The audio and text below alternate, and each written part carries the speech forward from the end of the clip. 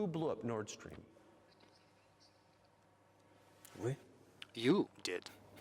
I was busy that day. Nate, do you have I did not blow up Nord Stream. Thank you, though. У вас лично, может быть, есть алиби. Well, personally, you might have an alibi, but CIA doesn't have one. Do you have evidence that NATO or the CIA did it? Вы знаете, я не буду вдаваться в Well, детали. I'm not going to go into detail, but as they say, you've got to search for someone who had interest in that. And in this particular case, you have to search not just for someone who is interested in that, but also someone who has the capabilities, because there are many people who are interested in that, but, not everyone is capable of scouring the bottom of the Baltic Sea. But I'm confused. I mean, that's the biggest act of industrial terrorism ever, and it's the largest emission of CO2 in history. Okay, so if you had evidence, and presumably given your security services, your intel services, you would, that NATO, the US, CIA, the West, did this, why wouldn't you present it and win a propaganda victory? В войне пропаганды очень сложно победить. Well, it's very difficult, to achieve a propaganda victory, because the US controls all the global media. And as far as many European media are concerned, the end beneficiary in many cases are American funds, foundations. So, getting mired in that, well, this is one avenue to pursue, but it can turn out to be very expensive. And moreover, we might reveal our own sources of information without securing the end result. The whole world understands what happened, and even the American analysts speak about that publicly. But here's a question you may be able to answer. You worked in Germany, famously. The Germans clearly know that their NATO partner did this, and it damaged their economy greatly. It may never recover. Why are they being silent about it? That's very confusing to me. Why wouldn't the Germans say something about it? Ну, меня это тоже удивляет. Well, I'm as confused as you are, but the current German leadership is not guided by national interests. What it's guided by is the interests of the collective West. Otherwise, it would be very difficult to explain the rationale for their action or omission to act. Well, yes, Nord Stream 1 was blown up, Nord Stream 2 has been damaged, but one of the strings is still very much alive, and you can get gas through this line, but they're not getting that. We are willing to do that, but they're not asking for that. There is another route via Poland, and Poland has shut that down.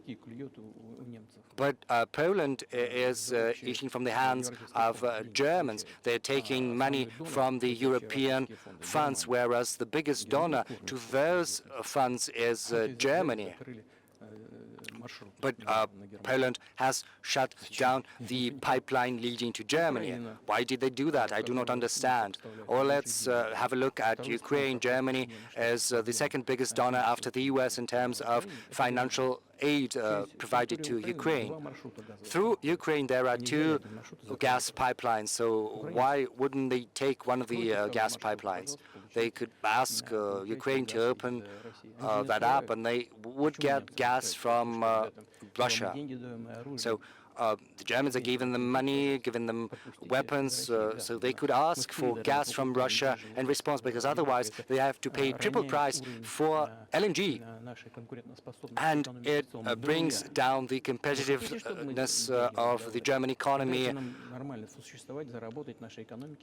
And they've given money to Ukraine, and they could ask in recompense, for some economic support like gas. So you should ask them why they're doing what they're doing. These are incompetent people. Well, maybe the world is breaking into two hemispheres, one with cheap energy, the other without. And I want to ask you that. If we're now a multipolar world, obviously we are, can you describe the blocks of alliances? Who is in each side, do you think? Послушайте, Вы сказали, мир разделяется Well, на два you are полушария. saying the world is being split into two hemispheres. It's our brain that is divided into hemispheres. One hemisphere is responsible for one field of action, the other is more creative, but still it's one brain, it's one head. And the world should be one, should be united. Security should be together, should be common, shared. It shouldn't be security just for the golden billion. And only if it's one world, then the world is going to be predictable and stable.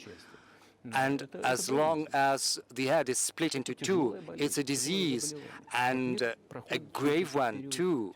And right now the world is suffering from this grave disease. But I think, to a large extent, thanks to sincere and honest journalism, we will be able to overcome that disease. Well, let's just give one example, the US dollar, which has kind of united the world in a lot of ways, maybe not to your advantage, but certainly to ours. Is that going away as the reserve currency, the universally accepted currency? How have sanctions, do you think, changed the dollar's place in the world? Вы знаете, это одна из Well, you know, I think this is one of the gravest strategic mistakes committed by the U.S. leadership, you know, using the U.S. dollar as an instrument for foreign political confrontation, because dollar was the cornerstone of American prosperity and power, and everyone understands and understood that, because however many dollars you've printed, they go around the world.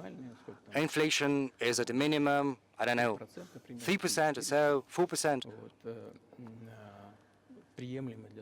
which is an acceptable level for the US. And you can print as many US dollars as you like. You know, because the public debt of the US is testimony to that. But be that as it may, dollar is still the cornerstone of American power across the world. But once the US leadership decided to use the US dollar as an instrument for foreign policy confrontation, once they did that, they dealt a blow to the American power. I would be loath to, you know, use for better words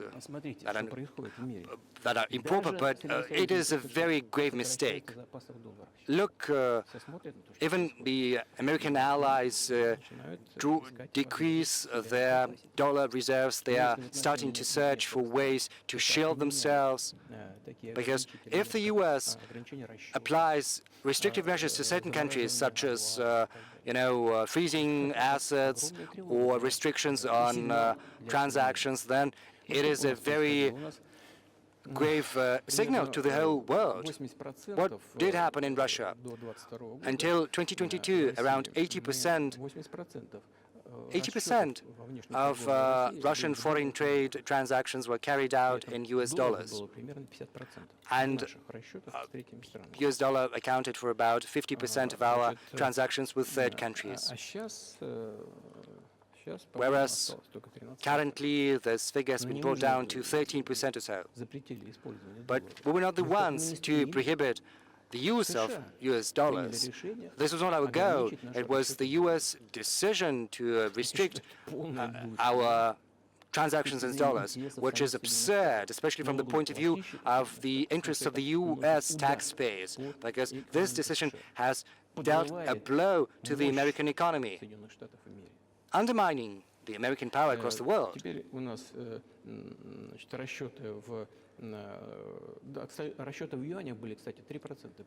Incidentally, our transactions in yuan accounted just for 3% right now.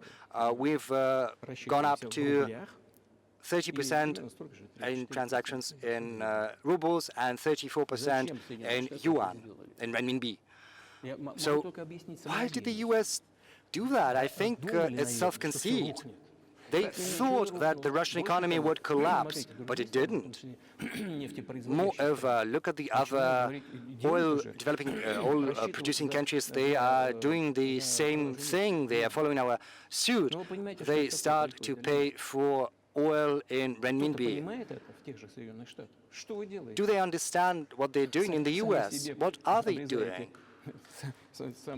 You know, it's like undermine their own prosperity. Ask anyone who is the thinking person in the U.S. I think that's I think that's a fair assessment. The question is what comes next, and maybe you trade one colonial power for another, much less sentimental and forgiving colonial power. I mean, is the BRICS, for example, in danger of being completely dominated by the Chinese economy in a way that's not good for their sovereignty? Do you worry about that? You know, these spooky stories, we've heard them before, bogeyman stories. China and us are neighbors. And, you know, you cannot choose neighbors or relatives. We share a border with them, 1,000 kilometers. This is number one. Number two, we're used to one another. We've been around for centuries. In terms of our coexistence, third, the foreign affairs philosophy of China is not aggressive.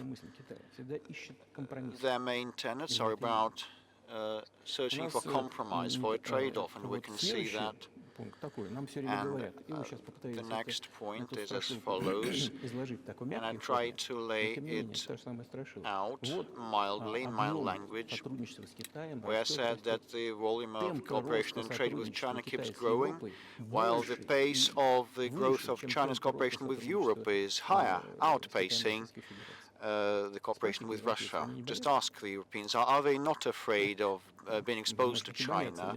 They might be, but you know, anyway, they want to enter the Chinese market when they face the economic issues now. They're facing economic issues now, and the Chinese enterprises and companies are tapping into the European market. And there are a lot of Chinese entrepreneurs and businesses in the US. Well, the policies are to the effect of confining. They are damaging themselves, actually.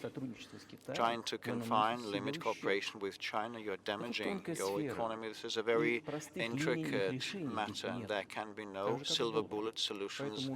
As also regards the dollar, well, with respect to the legitimate from the perspective of the UN Charter sanctions, one should have a second thought whether to make such decisions or not. So you said a moment ago that the world would be a lot better if it weren't broken into competing alliances, if there was cooperation globally.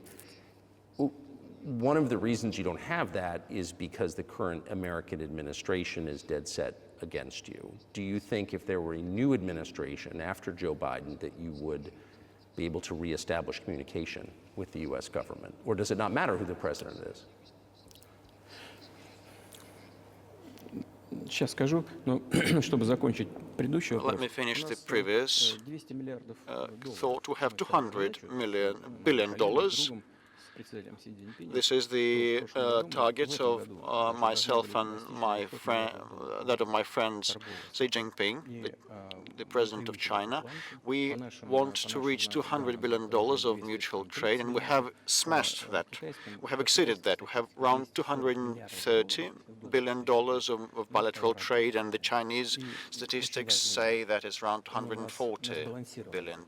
And what is important is that it is a well-balanced type of mutual trade, mutually complementary in energy and scientific solutions and technological solutions and other things. It's well-balanced in an equilibrium. With respect to BRICS, by and large, Russia has assumed the presidency there since the start of the year. And, you know, BRICS countries are powerhouse economies rapidly developing. Oh, I hope my memory wouldn't let me down. In 1992, the G7 countries' proportion in global economy equaled around 47%. In 1992, in 2022, it slumped down to 30-something%, while the BRICS share was 16% in 1992, and now it is in excess of the G7 share in global economy, and that has nothing to do with Ukrainian developments. The global trends manifest themselves in this way. This is inevitable. This will keep happening. It's like the rise of the sun. You cannot prevent the sun from rising. You have to accommodate and adjust the United. How does the United States accommodate that? With help of force, sanctions, pressure, bombings, armed forces applied everywhere. This is about conceit. Your political elite does not understand that the world has been changing, and it is an objective process, a natural process, and you have to make proper decisions, timely decisions, to preserve its level of dominance. And such gross actions would lead to the opposite results. This is obvious today. You've just asked me whether another administration in the US would change things. It's not about the leader, the personality or administration. I had a very good relationship with George Bush, and I know that in the United States he is treated as a simple countryside guy that has little idea of things, but it's not true. And with respect to Russia, he did a lot of mistakes also. I told you about the Bucharest summit of NATO in 2008 to open doors to Ukraine, but you know, it was under Bush, and he put pressure on the Europeans. But actually I had a good personal relationship with them, interpersonal, and it was no worse than any other American or Russian or European politician. He knew what he was doing, as well as other people. I had a good relationship with Donald Trump. It's not about the personality of the leader, it's about the sentiment of the elites. If the American society has the prevalence of domination at all costs, with the help of resorting to force, things will deteriorate, keep deteriorating. But if they come to a conclusion, they come to infer that the world is changing and that is a natural process that cannot be helped, they have to adjust themselves using the advantage that the American nation still has. In this case, something will change for the better. The Chinese economy has become #1 by PPP. They have outpaced the US in volumes. And then there is India, 1.5 billion people living there. And then comes Japan, fourth, and Russia is fifth global largest economy. Last year it became the largest economy in Europe, despite all the restrictions and sanctions. Do you think it is natural? A lot of sanctions are exerted against us. We have been disconnected from SWIFT transaction system, and our ships are under sanctions. Our vessels, oil-carrying vessels, and aircraft of ours. The biggest number of sanctions in the world is applied against this country, and we have become the biggest economy of Europe over that period of time. The instruments and the policies of the United States are ineffective. So they should think what to do. If they come to understand that, I mean the elites, the ruling classes, things will improve, and the leader of the country will probably act in the interests of the voters and the decision makers at different levels. But you're describing two different systems. You say the leader acts in the interest of the voters, but you also say these decisions are not made by the leader, they're made by the ruling classes. You've run this country for so long, you've known all these American presidents. What are those power centers in the United States, do you think? Like, who actually makes the decisions? I don't know. America is a very complex system. On the one hand, it's conservative. On the other hand, it has been changing rapidly, and it is hard to have an idea, an exact idea of what is happening. And each state has its own legislation. Each state has its own regulation, and they can bar people from candidates from elections, and they have the two-tier electoral system. It is very hard to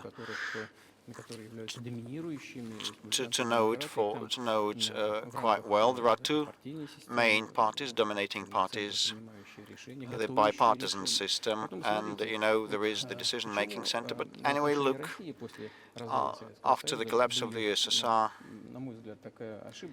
there was an erroneous, unfounded policy against Russia, the policy of pressure.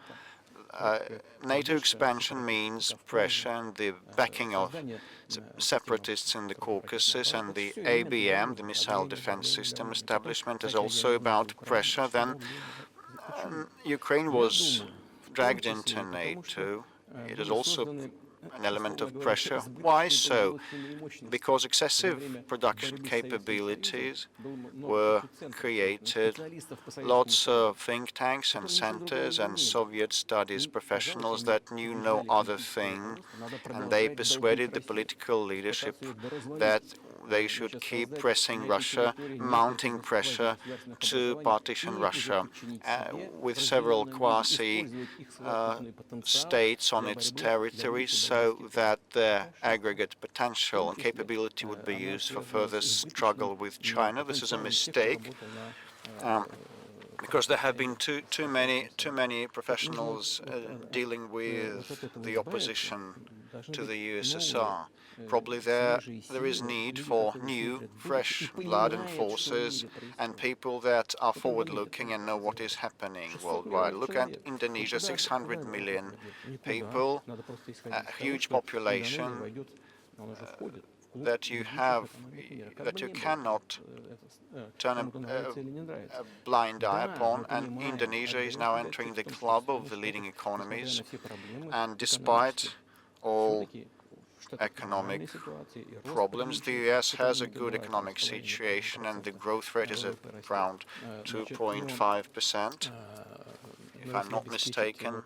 But actually, if you want to provide for a good future, you have to change the approach to what has been happening. The world will anyway change, irrespective of what is the outcome of the Ukrainian situation. The world has been changing, and the pundits and experts in the US start writing that gradually the United States changes its policies to the world, but whether it's abrupt, quick and painful, or smooth and gradual, this is the question.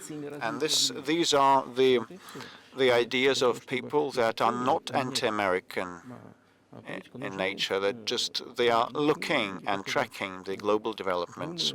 And we need to have more forward-looking people that can analyze things and recommend something to the political leadership.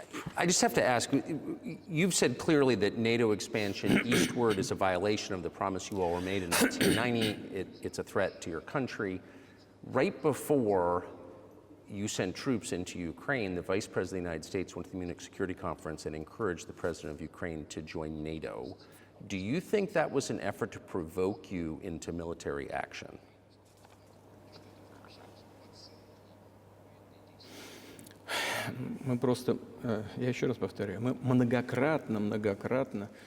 Well, we repeatedly,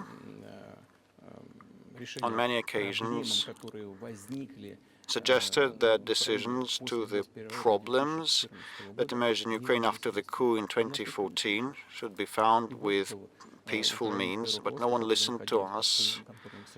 But the Ukrainian leadership that was under the American control stated all of a sudden that they would not honor the Minsk arrangements. They didn't like a thing about that, and they kept waging warfare in that territory.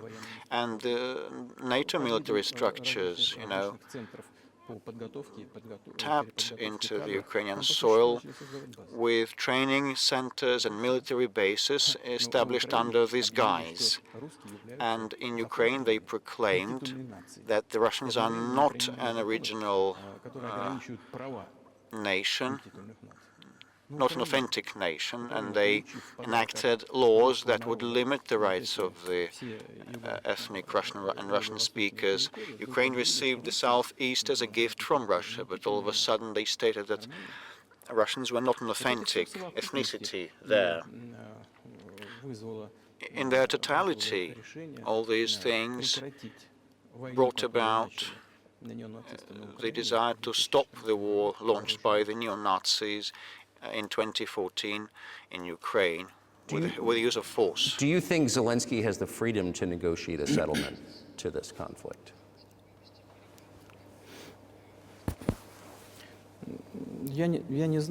I do not know the details. I can hardly judge, but I probably think he has. Well, his father was at war against the Nazis in the Second World War. I spoke with him once about that. I told him, Vladimir, why are you supporting the neo-Nazi in Ukraine today when your father fought them? It was the front line. I would soldier. I would not respond what he wouldn't say what he responded. It would be inappropriate. But you know, with respect to liberty and freedom, well, of his, he rose to power. On the, with the help of the Ukrainian expectations that he would bring peace to Ukraine. This is why he had a landslide victory. But when he rose to power, he figured that probably it would be better not to quarrel with the neo-Nazis and nationalists because they are aggressive, and you can expect anything, they are loose cannon. And the second point is that the West will keep supporting those who are against Russia always because it's beneficial. So this is why he adopted this position, despite the previous promises and pledges to his people to stop the war in Ukraine. So he deceived his own voters. But do you think at this point, as of February 2024, he has the latitude, the freedom to speak with you or your government directly about putting an end to this, which clearly isn't helping his country or the world? Can he do that, do you think? Why not?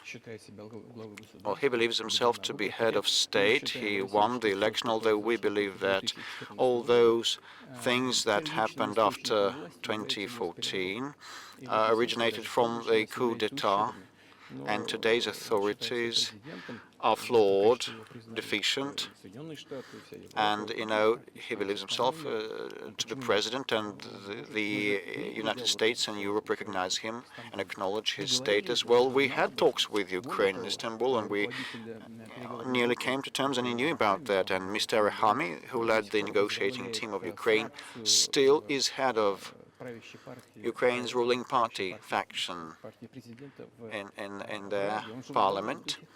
So he still is head of that presidential faction. So he's still an MP, and he subscribed the preliminary instrument in Istanbul. And publicly later he said that we were ready to sign it, but Mr. Johnson, the then Prime Minister of the UK, came and dissuaded us to do so, saying that better go to war with Russia, and they would give us anything and everything so that we would return all the lands we lost, he said. And they agreed, he said. His statement was made public. He said it publicly and openly. Can they come back to that or not? Do they want it or not? And afterwards, the Ukrainian president issued a decree prohibiting to negotiate with us. Let him strike it down. Let him repeal that decree. Whether Russia is ready, we hear these questions, but we do not decline to talk. Let him abandon and repeal this decree. And the fact that they obeyed the persuasion of the former UK Prime Minister Johnson is ridiculous and very sad, I think, altogether. As Mr. Arahami has said a year and a half ago, we could stop the warfare, but actually the British persuaded us not to do so, and we turned it down. Where is Mr. Johnson now? And the war is ongoing. That's a good question. Where do you think he is, and why did he do that? Hell knows. This was a mainstream idea. Everybody was delusioned that Russia could be defeated at the battlefield. This was about self-assurance, conceit, and very little reason. This was with the whole heart, but with little reasoning. You've described the connection between Russia and Ukraine. You've described Russia itself a couple of times as orthodox. That's central to your understanding of Russia. You've said you're orthodox. What does that mean for you? You're a Christian leader by your own description. So what effect does that have on you?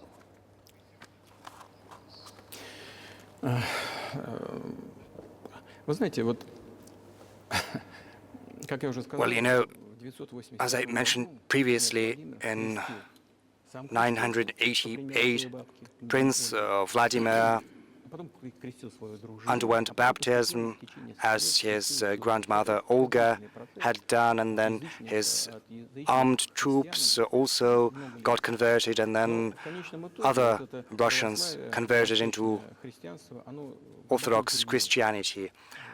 It took some time, and then it put some roots, very deep roots, in the minds of Russian people. When Russia expanded, taking in other nations and peoples professing Judaism, Islam, Buddhism, Russia was always very loyal to those who followed other religions, and this was the source of Russia's power. There's no doubt about that. All world religions I have mentioned, and which are also traditional religions of the Russian Federation, have almost the same precepts. The values in these world religions are very close, if not identical. And the Russian authorities have always cherished the culture and the religions of peoples admitted into the fold of the Russian state, which served as the cornerstone of security and stability of the Russian nation, of the Russian people, because all peoples, almost all peoples living here, view Russia as their motherland. Say, if there are people coming to the US from Latin America, or there are migrants coming to Europe, very often they come from their historical land to European countries, whereas those who profess other religions than Orthodox Christianity in Russia still view Russia as their motherland. We are all one big family, and our traditional values are very close. I said this is one big family, but each family also includes other smaller families, and this is the basic foundation of our society. And if the family has tight-knit connections, then that is exactly the case, because you cannot assure a normal future for your children unless you ensure a normal future for the whole country. But can I say that the one way in which the religions are different is that Christianity is specifically a nonviolent religion. Jesus says, turn the other cheek, don't kill. How can a leader who has to kill, of any country, how can a leader be a Christian? How do you reconcile that to yourself?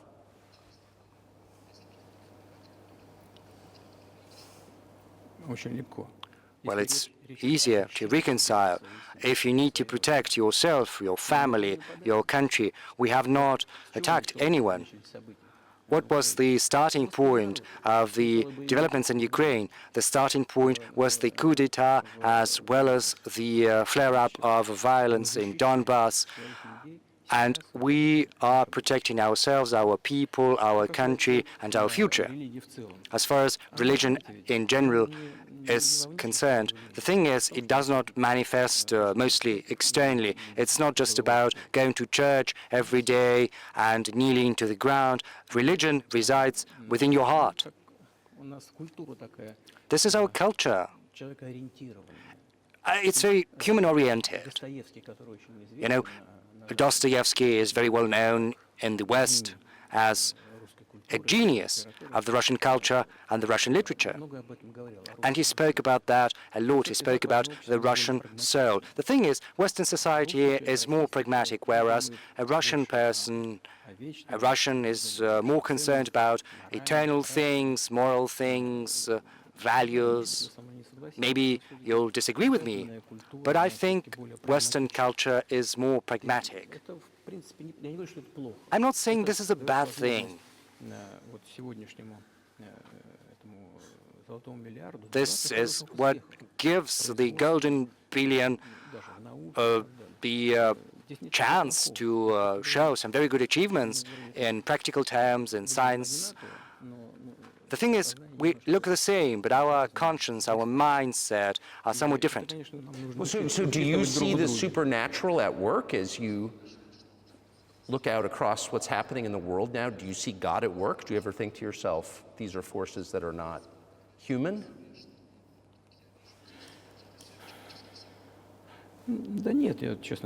No, honestly, I don't think that.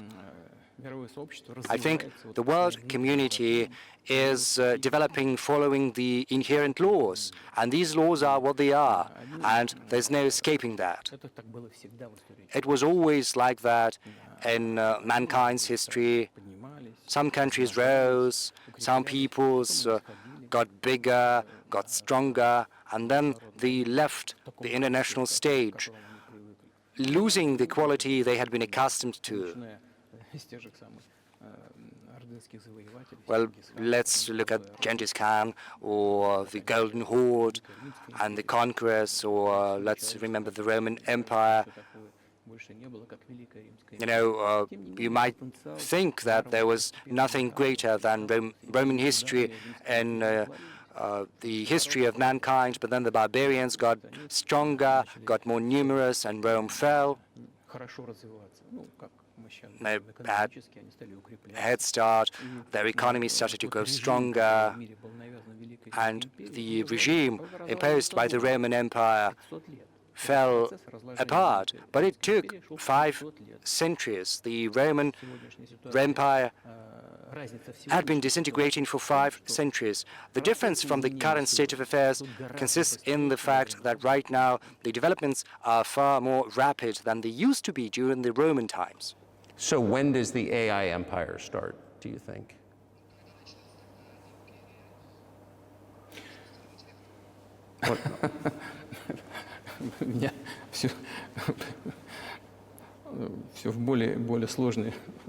You are asking increasingly more complicated questions. In order to respond to this question, you would need to be an expert in big numbers, in big data, in AI. The thing is, humanity is facing a lot of threats in terms of genetics, for instance, because right now geneticists can go as far as to, create a specialized human being like an athlete or a genetically engineered military man. What do you think of that? And a chip has been incorporated into the brain by Elon Musk. Well, I think there's no stopping Elon Musk. He's going to do what he thinks he needs to do. But you need, I don't know, to find some common ground with him. You have to search for ways to persuade him. I think he's a smart person, and you've got to, come to an agreement, come to terms with him. This process needs to be formalized and subjected to certain rules. Humanity has to give some thought to what's going to happen to humanity due to the new developments in genetics or in AI. You can forecast what's going to happen in a more or less accurate fashion. But once humanity felt an existential threat coming from nuclear weapons, back then all countries who possessed such weapons decided to come to terms with one another because they understood that nuclear weaponry could drive humanity to extinction. So once an understanding comes that unbridled development of AI or genetics or other fields, which cannot be stemmed, you can't stop them. Research is going to continue, as it was impossible to, prevent powder from being used. And once humanity understands that the threat comes from these fields, then the time will come to an agreement on an interstate basis, intergovernmental basis, on how to regulate these fields. I appreciate all the time you've given us. I just got to ask you one last question, and that's about someone who's very famous in the United States, probably not here, Evan Gershkovich, who's the Wall Street Journal reporter. He's 32, and he's been in prison for almost a year. This is a huge story in the United States, and I just want to ask you directly, without getting into the details of it or your version of what happened, if as a sign of your decency, you would be willing to release him to us and we'll bring him back to the United States.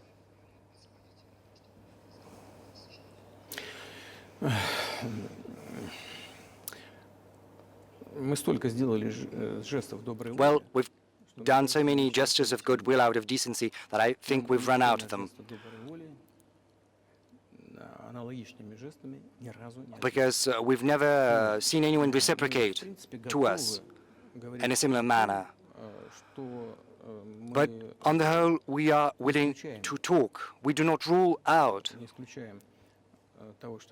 that we can do that if there is movement to accommodate us on the other side. And when I talk about the partners, I'm talking about our special services, and the special services are in contact with one another. They are talking about this subject. There is no taboo on discussing this issue. It can be solved, and we're willing to solve it. But there are certain terms that need to be met there, discussed via special services channels. I think an agreement can be reached. So typically, I mean, this stuff has happened for obviously centuries. One country catches another spy within its borders, it trades it for one of its own intel guys in another country. I think what makes, and it's not my business, but what makes this difference is the guy's obviously not a spy, he's a kid. And maybe he was breaking your law in some way, but he's not a super spy, and everybody knows that, and he's being held hostage in exchange, which is true. With respect, it's true, and everyone knows it's true. So maybe he's in a different category. Maybe it's not fair to ask for somebody else in exchange for letting him out. Maybe it degrades Russia to do that. Вы знаете, можно как угодно говорить. Well, you can give different interpretations to what constitutes a spy, but there are some things under law. If a person gets some secret information, does that confidentially, then that is qualified as espionage, and that is precisely what he was doing. He was receiving some confidential information. He's getting that information in secret. Maybe he'd been implicated in that. Maybe he did that out of his own volition or due to carelessness, but as facts stand, this is qualified under law as espionage, and he was caught red-handed when he was receiving that information, and it's been proven. So, if it had been some far-fetched excuse, some fabrication, then it would have been a different story. But he was caught red-handed when he was getting in secret some confidential information. But are you suggesting that he was working for the US government or NATO, or he was just a reporter who was given material he wasn't supposed to have? Those seem like very different things.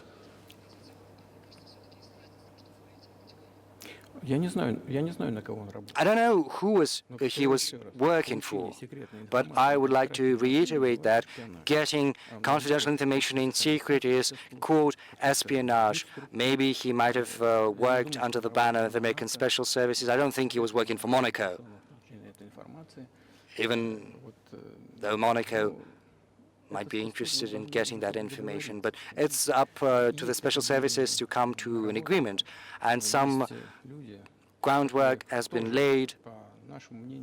There are people who, in our view, are not tied to special services.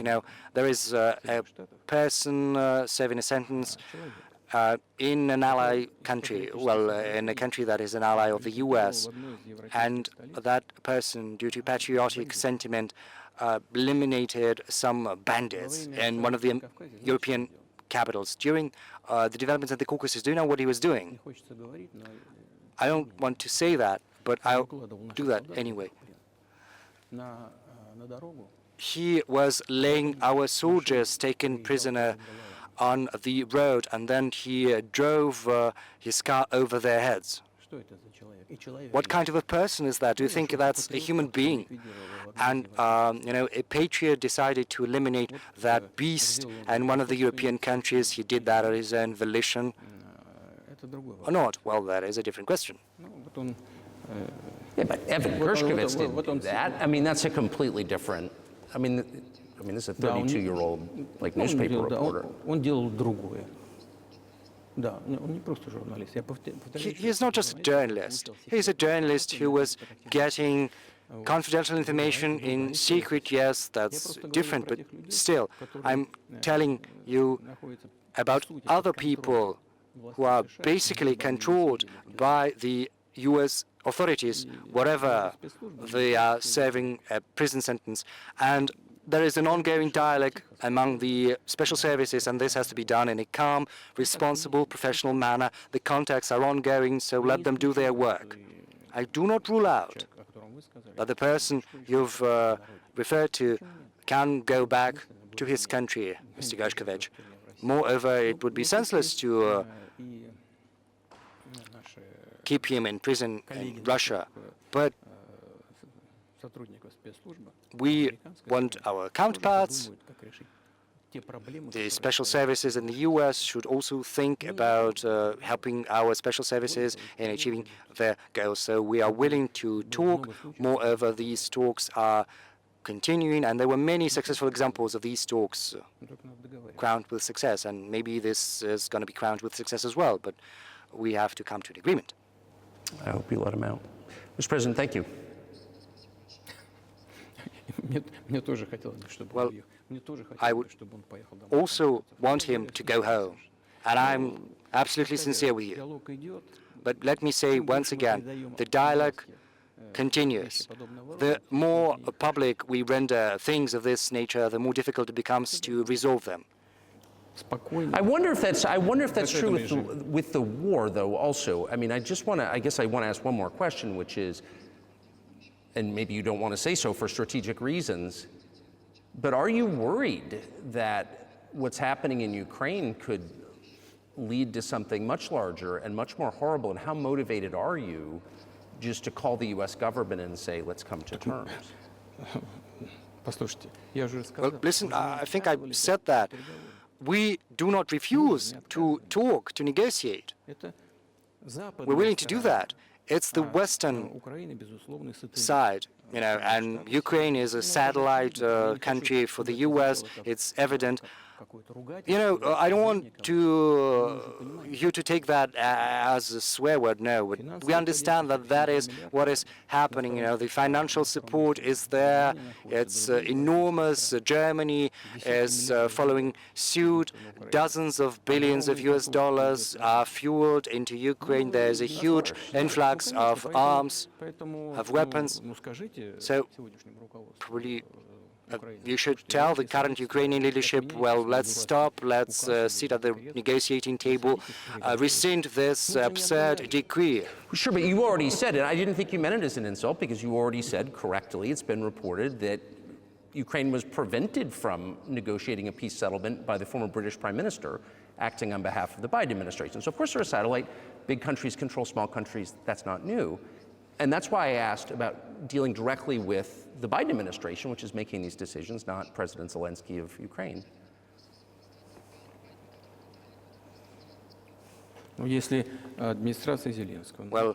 if Zelensky administration in Ukraine refuses to talk, then I think they've got the instructions from Washington. That's what I assume.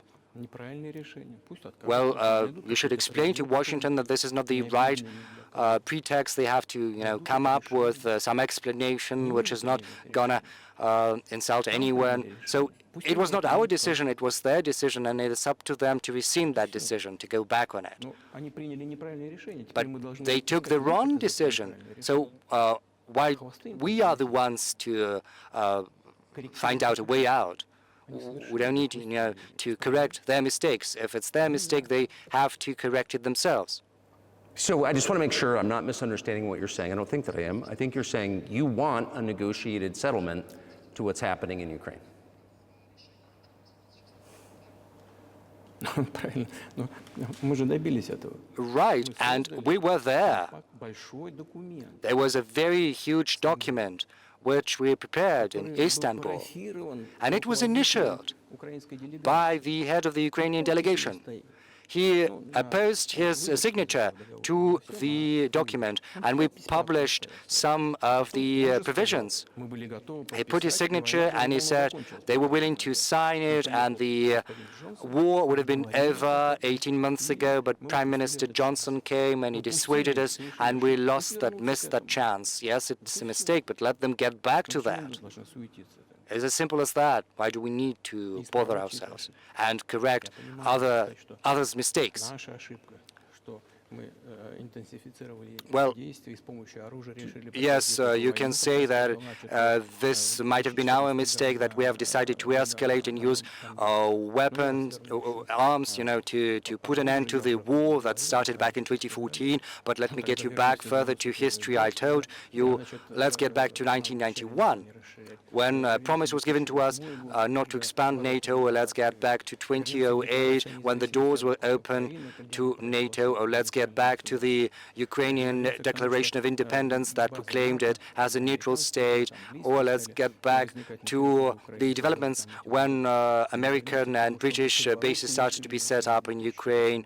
Or let's get back to 2014, the coup d'etat, but it's senseless. You can go back to history and go to and fro ad infinitum. It's a mistake, yes, but let them correct that, and we are willing to talk. Do you think it's too humiliating at this point for NATO to accept Russian control of what was 2 years ago Ukrainian territory? Я же сказал. Well, I said that. Я же сказал, что пусть подумают, как сделать. Let them think how to come out of this in a dignified manner, Желание есть. if the will is there. До сих пор шумели, кричали. Up until now, there's been a lot of talk about the need to secure a strategic defeat on the battlefield against Russia. Right now, they're coming to realize that it's impossible. I think it's impossible. It's never going to happen inherently. And I think they're coming to realize that. I mean, those who control powers in the West, and once the realization has set in, they have to think about that, and we're willing to talk. Moreover, Would you be willing to say, congratulations, NATO, you won, and just keep the situation where it is now? Ну, вы знаете, это предмет переговоров. well, this is a matter for talks, for negotiation. Который с нами никто не хочет вести. And no one is willing to talk about Или, точнее сказать, that with us. Well, maybe they want talks, and I know they do want. It's not just I see that, I know the will is there, but they don't know how to go about that. They've driven the situation to the point where we are at. And we're not the ones to have done that. It's our partners, our counterparts. Okay, it happened, but they have to think about how to reverse the situation. But maybe we shouldn't say that on camera. Было бы смешно, если бы не было так грустно. It would be funny if it were not so sad, and this incessant mobilization in Ukraine, the hysteria, the domestic problems they've been plunged into, sooner or later will come to an agreement. I know it might sound bizarre in the current situation, but be that as it may, the relations between the two peoples will be rebuilt. It'll take a lot of time, but they will heal. And there are, some examples. Well, to cite an example. Украинские солдаты попали в окружение. the Ukrainian soldiers were encircled. I'm just drawing this example from real life. Our soldiers were shouting to them, "There's no chance, surrender yourselves and you'll go out alive." And they are shouting, speaking perfect Russian, saying, "Russians do not surrender," from the Ukrainian. So what is happening currently, to a certain extent, is an element of civil war. And everyone in the West think that the hostilities have driven a wedge into these two nations, splitting them apart forever. But it's not going to happen. They will get back together. Why are the Ukrainian authorities dismantling the Ukrainian Orthodox Church? Because it brings together not just the territory, it brings together our souls and hearts. And no one will be able to separate that soul. Shall we end here, or is there anything else? No, I think that's great. Thank you, Mr. President. Thank you. Mr. President, thank you. On February 22nd, 2022, you addressed your country in a nationwide address when the conflict in Ukraine started. And you said that you were acting because you had come to the conclusion that the United States, through NATO, might initiate a, quote, surprise attack on our country. And to American ears, that sounds paranoid. Tell us why you believe the United States might strike Russia out of the blue. How did you conclude that? Well, it was not about that the United States wanted to surprisingly strike Russia. I didn't say so. Is it a talk show or is it a formidable, serious talk that we're having? Here's the quote. Thank you. It's a formidable, serious talk. It's a serious talk, okay. You are trained in history, as far as I know. Yes.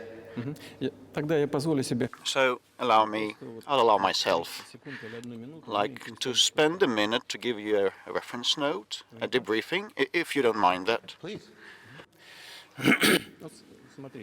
Well, look, our relationship with Ukraine, what was the starting point of the relationship? Where does Ukraine come from? The Russian state became centralized, which was the year of establishment of the Russian state in 862, when, well, there's a city of Novgorod in the northwest of Russia, when they invited Prince Rurik from Scandinavia, from the Vikings, in 862. In 1862, 1,000 years since the establishment of the statehood was marked, and there is a memorial dedicated to that in Novgorod. In 882, the successor of Rurik, Prince Oleg, who actually was a regent to Rurik's young son, came to Kiev. He ousted two brothers that used to be in the past, had been in the past members of the crew of Rurik. And so there were two centers of the statehood, in Kiev and in Novgorod back then. The next red letter date was 888. The conversion into Christianity, when Prince Vladimir accepted Eastern Christianity, the Orthodox faith, in Kiev. Since then, the centralized power in Russia got entrenched with a single territory, a single economy, one and the same language.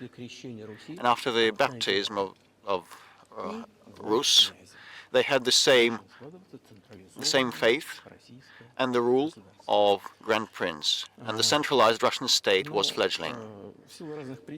Thanks to different reasons, after the succession to throne practices were introduced by Yaroslav the Wise after he'd passed away. There was not direct order of succession from father to the eldest son, but it was the horizontal from the demised prince to his brother, and all that led to the partitioning, feudal partitioning of ancient Rus. Same happened in Europe. It was a natural process, but that partitioned state, Russian state, became and fell prey to the empire established by Genghis Khan, and Khan party came to Rus, pillaged all the cities, and different cities like Kiev and others lost their independence, while northern cities of Russia preserved part of their sovereignty. They paid tribute to the yoke. And later, the centralized Russian state became fleggling in northwestern part of Russia, and the southern lands of Russia were gravitating towards another center, the one of Europe, the Grand Lithuanian Dukedom, Duchy, the Lithuanian-Russian Duchy, as the ethnic Russians constituted a big part, and they were Orthodox in faith, and they spoke the ancient Russian language then there. But later, Poland, the Kingdom of Poland, and the Grand Duchy of Lithuania were unified, and another unification in spiritual sphere was signed, and part of the Orthodox priests were now subordinate to Pope. So those lands were transferred to the Polish and Lithuanian state, but for decades the Poles tried to convert those people, those Russians, trying to entrench an idea that those were not specifically and fully Russian, trying to assimilate them. Ukraine means the trim of the nation, the trim of the land, the border area. So some of them were border guards or something, but there was not about a specific ethnic group. So the Poles tried to assimilate the Russian population there and treated those lands in a tough or cruel even way. All that led to that part of the Russian lands struggle for their rights. They wrote letters to Warsaw claiming that their rights were to be upheld. I beg your pardon, can you tell us what period? I'm losing track of where in history we are. The Polish oppression of Ukraine. It was in the 13th century, 13th century, 14th century. 13th century.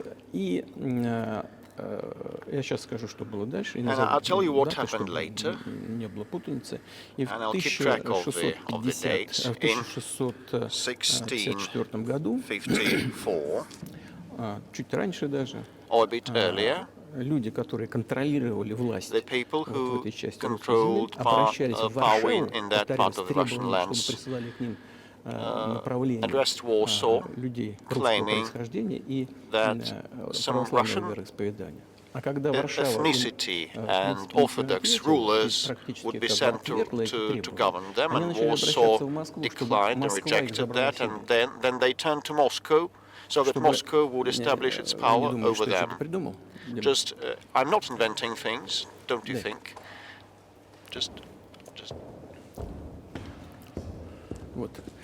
I'll give you these documents. It doesn't sound like you're inventing it. I'm not sure why it's relevant to what happened 2 years ago. Well, still, these are copies from the archive. with letters from Bogdan Khmelnytsky, the one who controlled that part of the Russian lands that is now called Ukraine, and he wrote to Warsaw claiming that the rights should be upheld, and when he was rejected, he received a refusal, he started writing to the Tsar of Moscow, wishing to be part of the Russian lands. And there is a translation in Russian and in English, probably. Russia would not accept them straight away because they feared that a war with Poland would be unleashed. In 1654, the Zemsky Council decided that this part of the ancient Russian lands be accepted as part of the new Russian land. And the war with Poland began, and it lasted for 13 years, and afterwards a truce was enacted after the 1654 Act.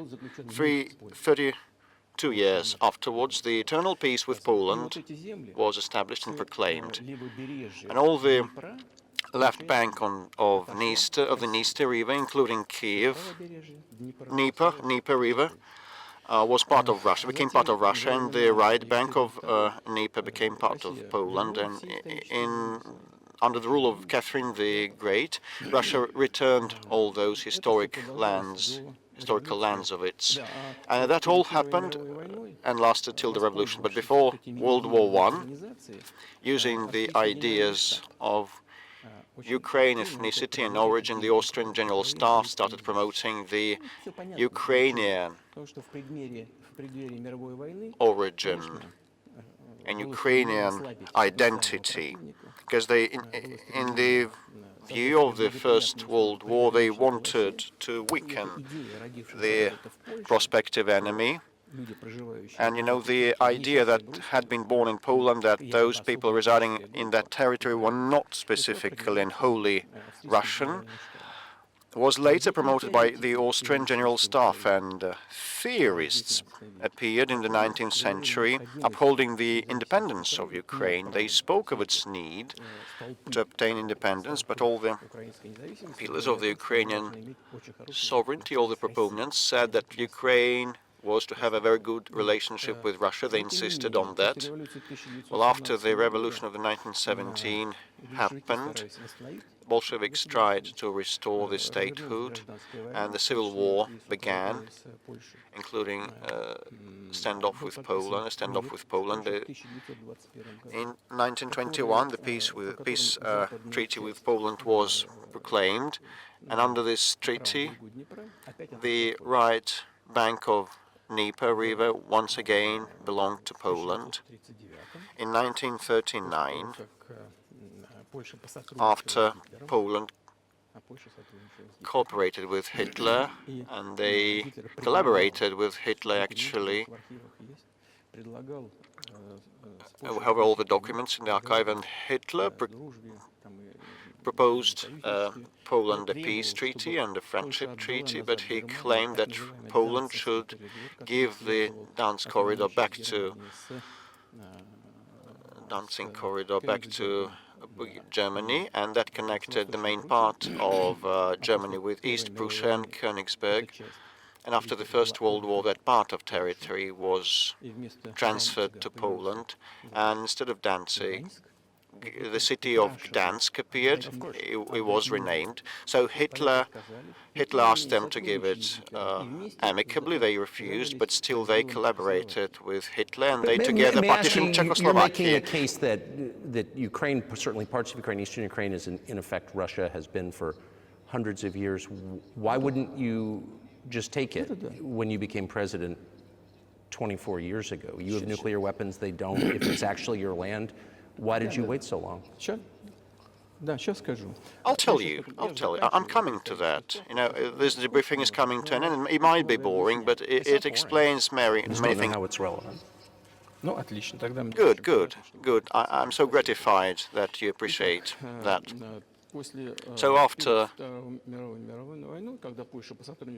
before World War II, Poland did not accept the claims of Hitler, the demands of Hitler, but participated in partitioning of Czechoslovakia, but it did not give the Danzig corridor to Germany. The Poles played too much, and as a result of that, Hitler started the war with them, against them. On the 1st of September 1939, Poland turned uncompromising, and Hitler had to begin with Poland and the USSR. I have read some archives. The USSR behaved in an honest way. The USSR asked Poland's permission to transit their troops through the Polish soil to help Czechoslovakia, but the then Polish foreign minister said that even if Soviet planes would fly over Poland, they would be downed, he said. But that doesn't matter. What matters is that the war began, and Poland fell prey to their own policies against Czechoslovakia. According to the Molotov-Ribbentrop Pact, part of that territory now belongs to Russia, including Western Ukraine. And Russia, that was then named the USSR, came back to its historical lands. And after the victory in the Great Patriotic War, as we call World War II, all those territories were enshrined to belong to the USSR, finally and definitively. And actually, Poland, as a compensation, received the originally German Western lands, the eastern part of Germany, part of the eastern part of Germany, some segments. These are now western lands of Poland, and it once again received the part of the coastline of the Baltic Sea, and the Danzig once again was renamed to become Gdansk. So this is how the whole situation happened, and when the USSR was established in 1922, the Bolsheviks started establishing the USSR, and they established the Soviet Ukrainian Republic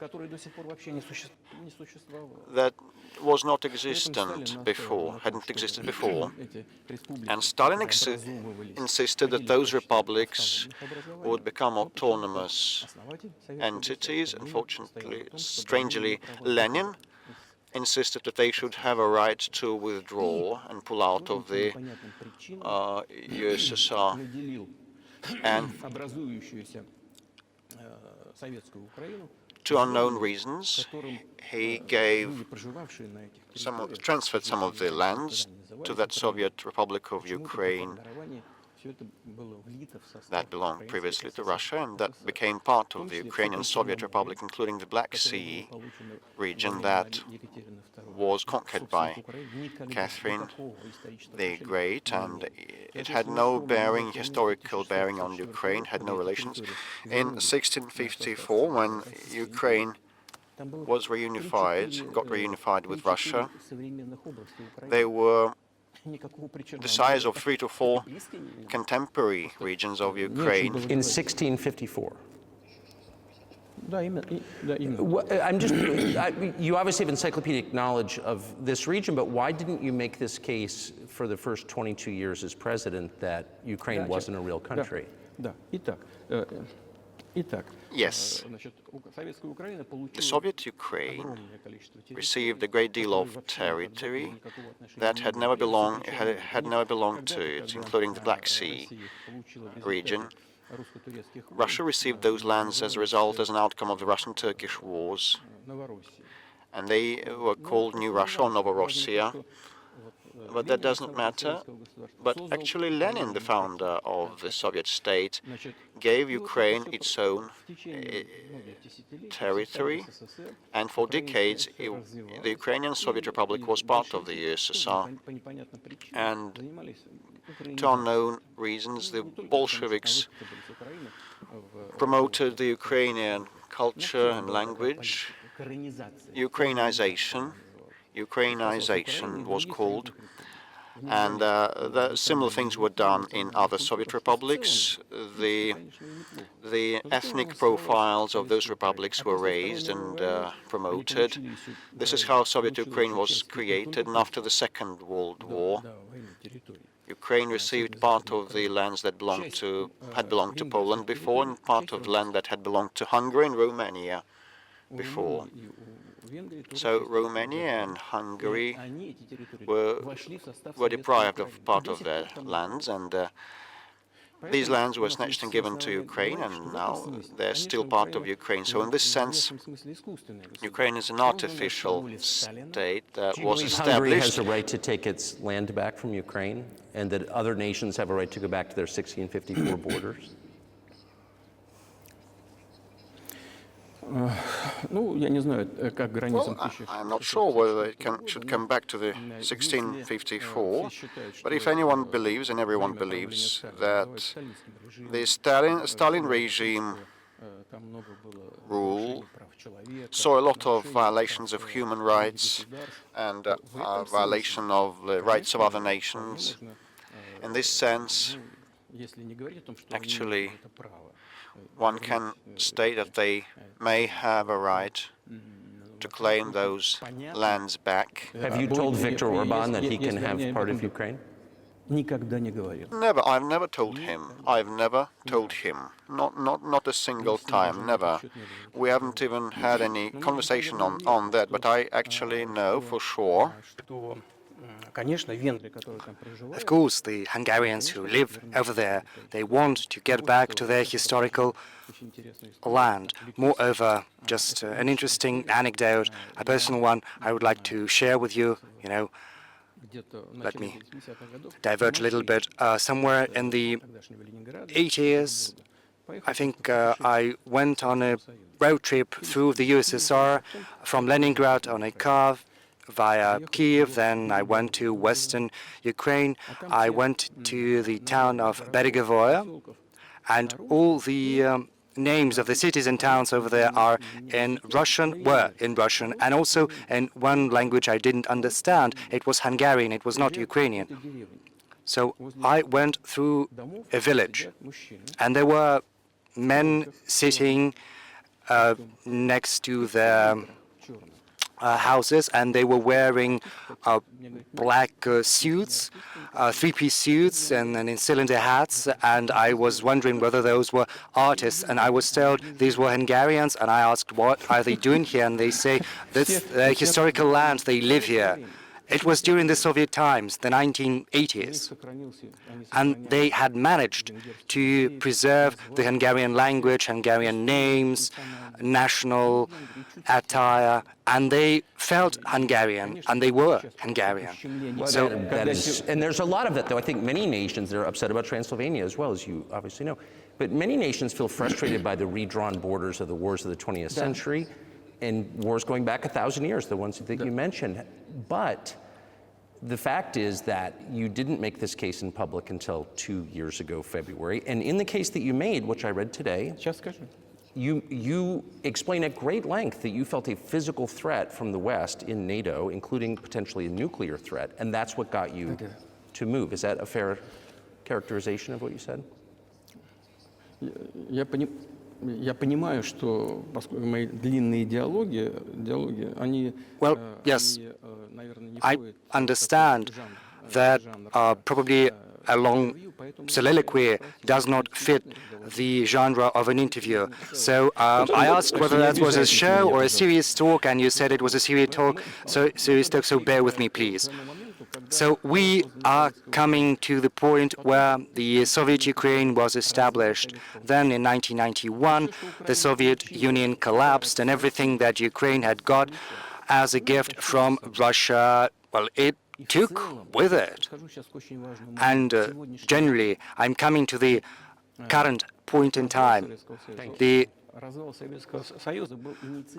The collapse of the Soviet Union was basically the initiative of the Russian leadership. I do not understand what they were thinking back then, but I suspect that there were several elements to their rationale, several reasons.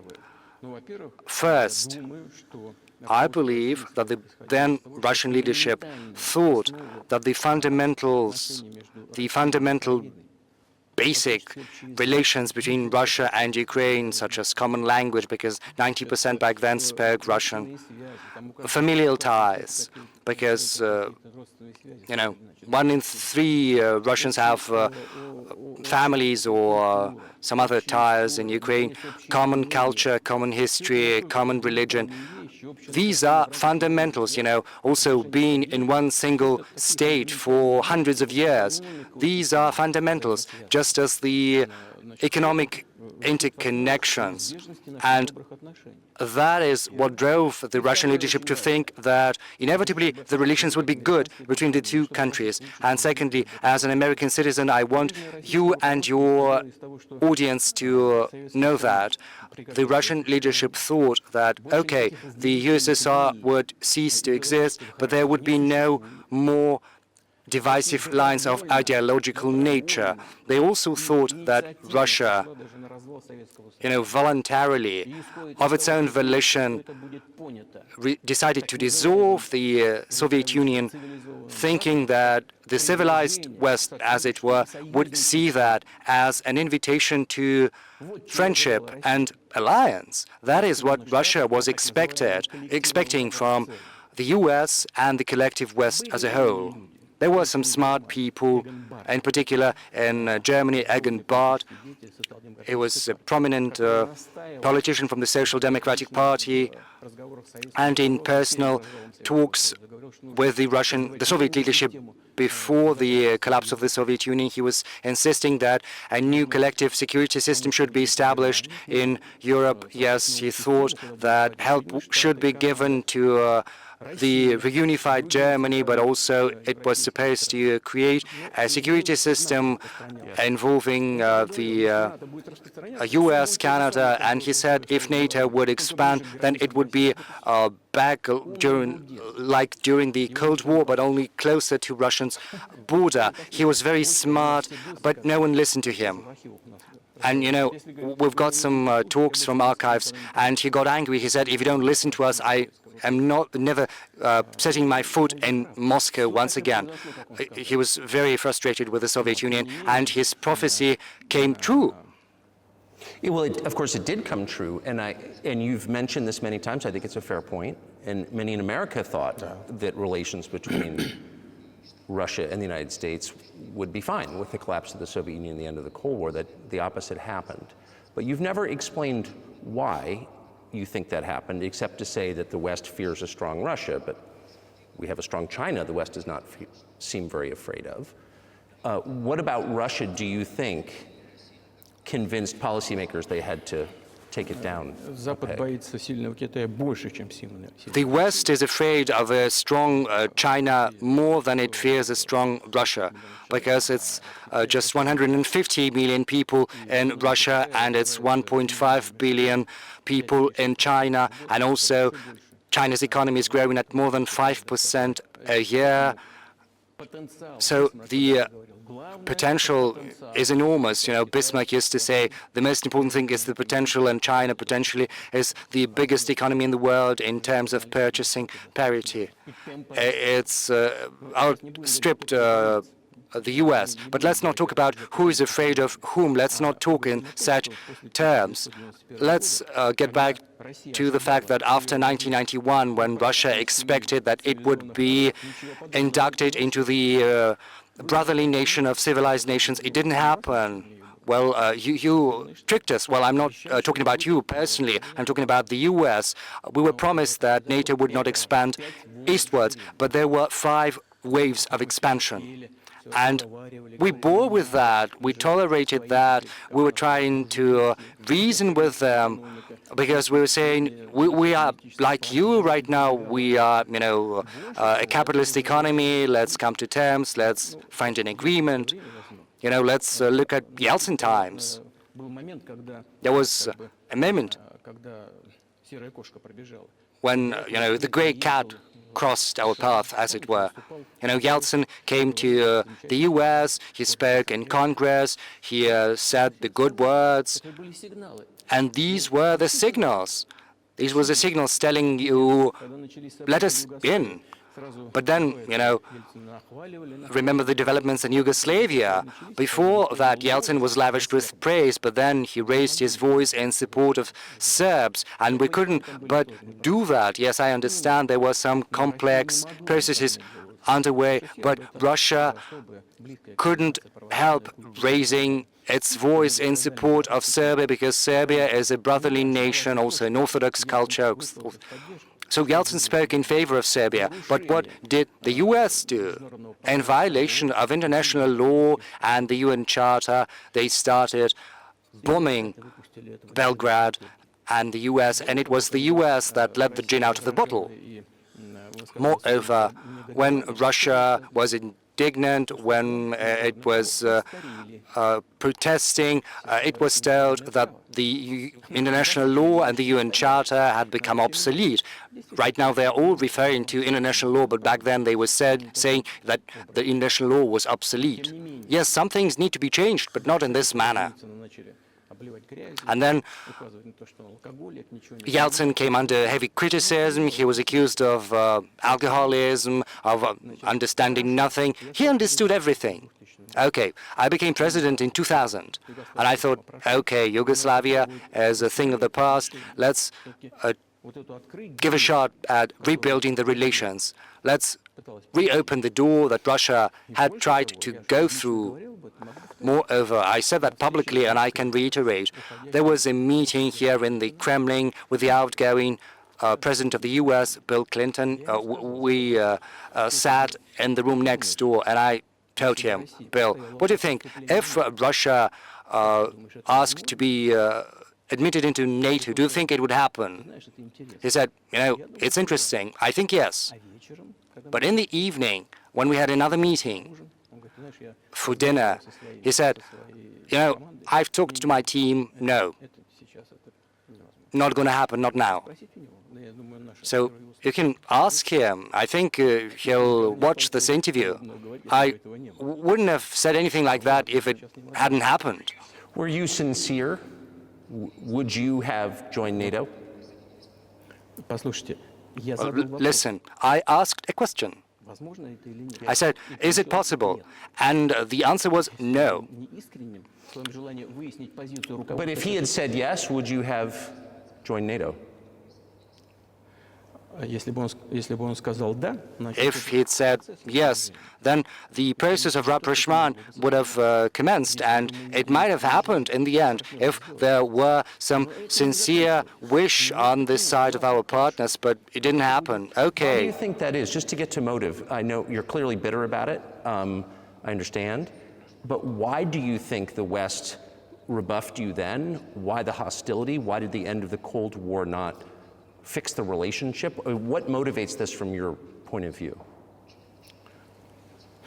Вы сказали, что я испытываю горечь. You said that I feel bitter because of that rebuffal. No, that's not bitterness. I'm just stating the facts. Because, we're not bride and groom.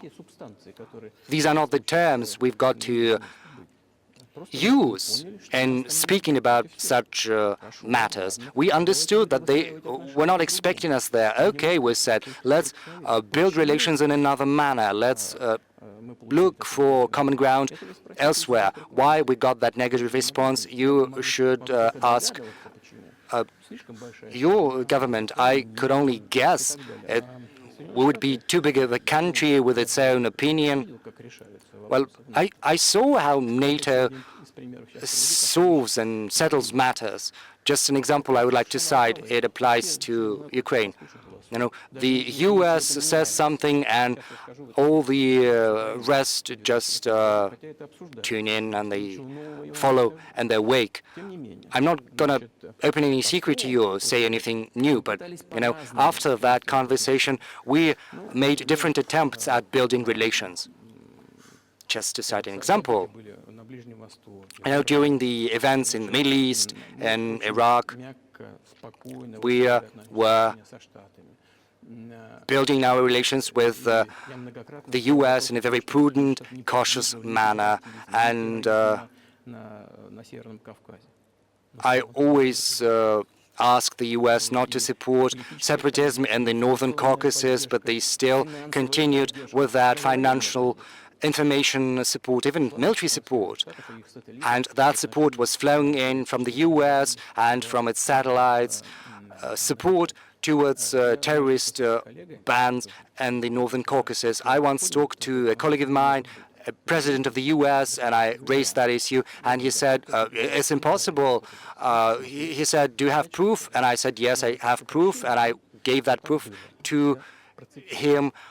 And do you know what his response would be? He said, I would give him a good thrashing. That's what he said. Kick their ass, he said. And we were waiting for some response, reply, and I asked a colleague from FSB, to contact his counterpart in the US. And we've got the response, basically, from the CIA and the archives. And the response goes as follows. So, yes, we have worked with the opposition forces in Russia, and we think it is the right thing to do, and we will continue doing that. Just ridiculous. We understood that no serious conversation could be forces in opposition to you. So you're saying the CIA is trying to overthrow your government?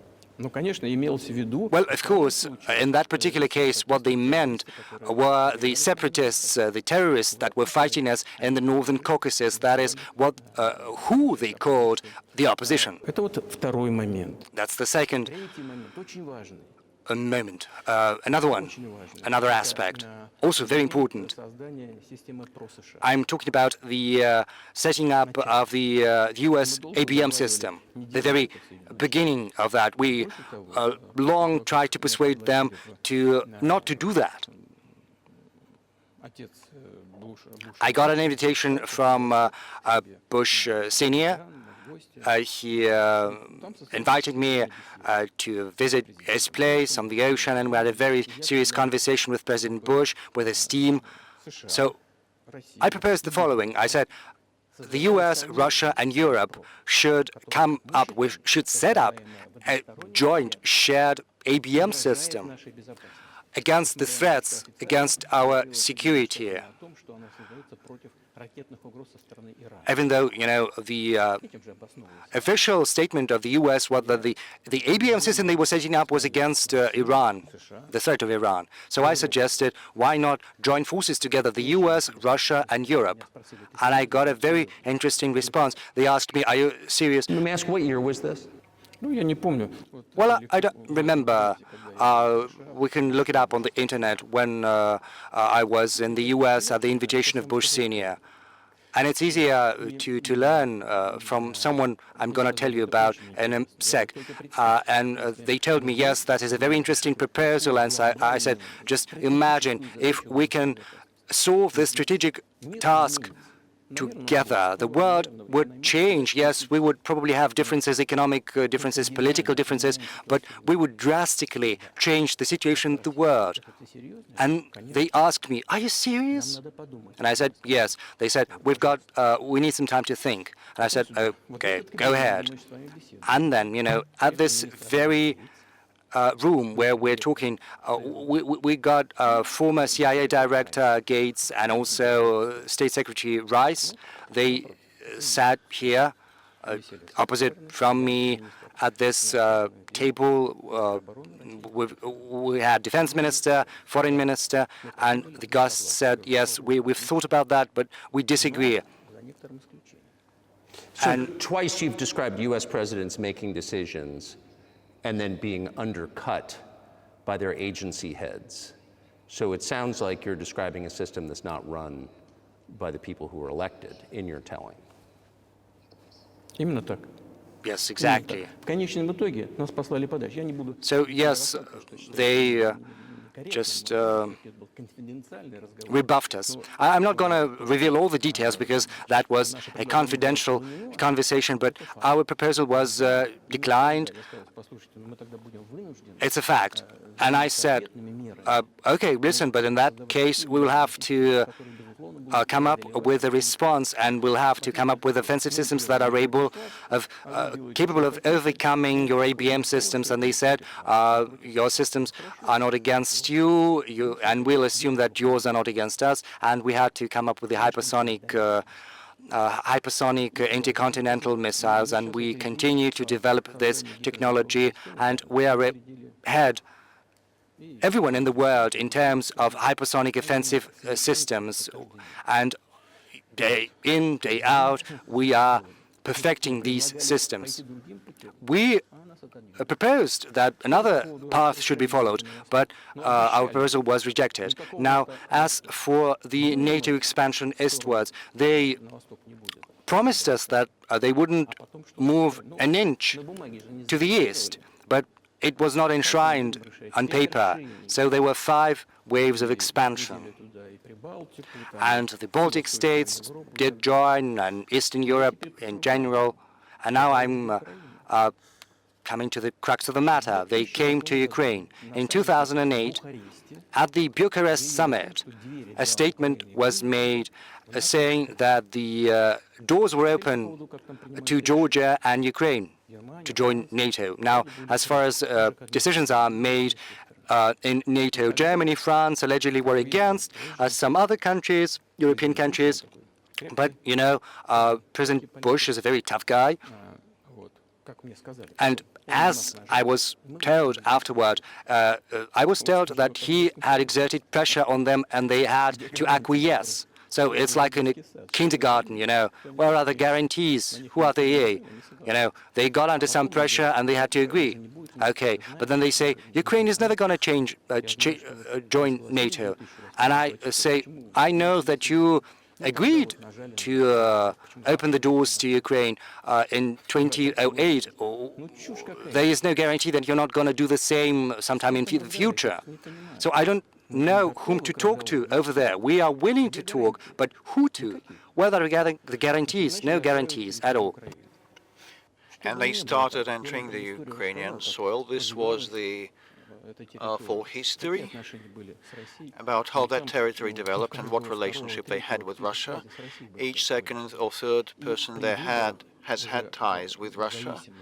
So when the elections happened in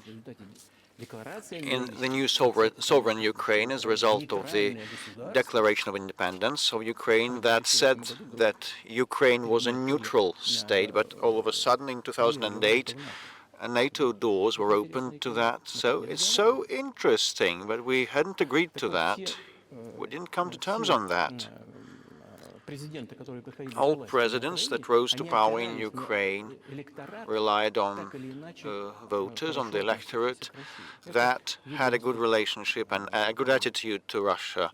The southeast of Ukraine had always had a good attitude to Russia. And, you know, it was very difficult to dissuade this electorate. And Mr. Yanukovych rose to power afterwards there. He won the election after Kuchma. The rerun was organized. There was not enshrined in Ukrainian constitution. This was a coup, actually, a coup d'etat. Just imagine someone in the United States wouldn't like the outcome. No.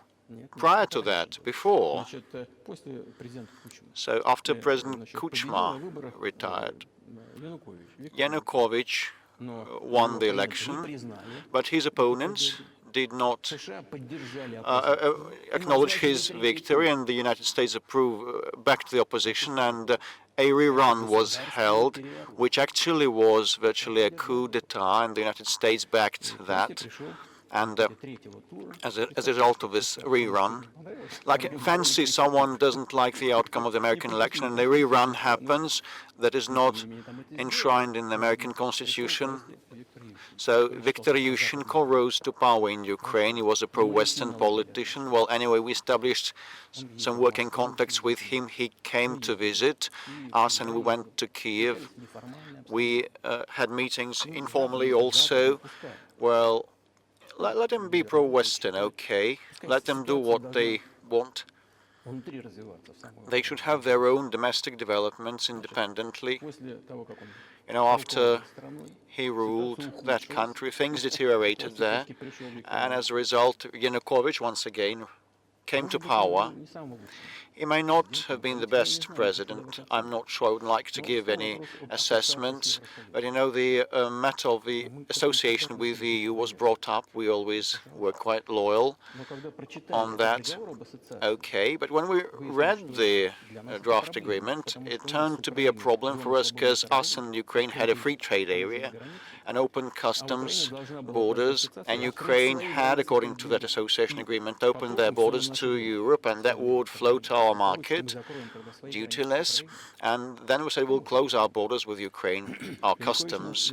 And Yanukovych started doing his reckoning and counting whether Ukraine will lose or gain, and he stated to his Ukrainian counterparts that he had to think, and destructive opposition activity began straight away, and it ended up with Maidan, with a coup d'etat in Ukraine. So he did more trade with Russia than with the EU? Ukraine did? Yes, of course, of course. It's not about the volumes of trade, the quantities. It's about the cooperation ties that the Ukrainian economy relied upon. And those cooperation ties between enterprises and factories had been there since the Soviet times, like an enterprise would produce components for final assembly, both plants in Ukraine and Russia, and there was very close cooperation, but a coup d'etat happened afterwards. It was perpetrated, unfortunately. Well, I wouldn't like to speak of details, but the United States said, you calm Yanukovych down and it would mollify the opposition. They said, let it drift. They said, towards a political settlement. We said, okay, we are in agreement with that, let it be so. And Yanukovych checked to apply for armed forces or police, while the armed opposition in Kyiv perpetrated a coup d'etat. How can I reckon that and assess that? Who are you, I asked the United States. With the backing of whom? With the backing of CIA.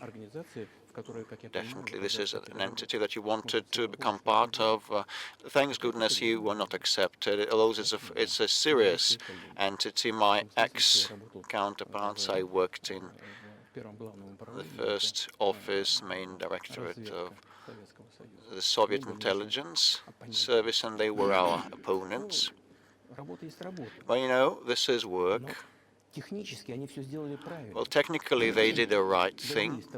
They attained what they wanted, the outcomes they wanted. They changed the power in Ukraine. But politically, it was a blunder, a colossal blunder. And the political leadership probably should have calculated otherwise. And they were to have thought what it would lead to. In 2008, they opened doors of NATO to Ukraine. In 2014, a coup d'etat was perpetrated with their help, and this was a coup d'etat, and those who did not recognize this coup d'etat were persecuted, and they created a threat to Crimea and had to take Crimea under our protectorate. They began warfare in Donbass, applying artillery and aviation against civilians in Donbass. We have the footages with fighter jets bombing Donetsk, flying over that, and they had a major military operation. They failed and had another one and another one. Against the backdrop of military development of that territory of NATO and open doors of NATO. So we actually had to express our concerns, otherwise it would be negligence, criminal negligence on our part. It would have been criminal negligence because the American leadership, political leadership, drove us to the borderline that we could not overstep, and that would destroy Russia, and we had to support our creed mates, our faith mates. What was but that was 8 years before the current conflict started. So what was the trigger for you? What was the moment where you decided you had to do this?